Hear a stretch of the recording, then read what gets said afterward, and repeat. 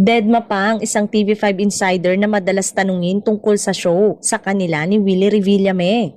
Co-producer ni Willie sa Will to Win game show niya ang Media Quest na pinangungunahan ng businessman na si Mr. Manny V. Pangilinan.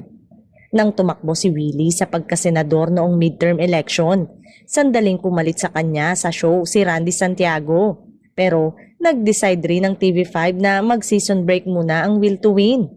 May iba ngang nangiintriga, chinugi na ang game show ni Willie pero that time ay sinabi ng source na kasosyo rin ang TV host producer sa pinatatayong studio sa tabi ng TV5 Media Center sa Mandaluyong.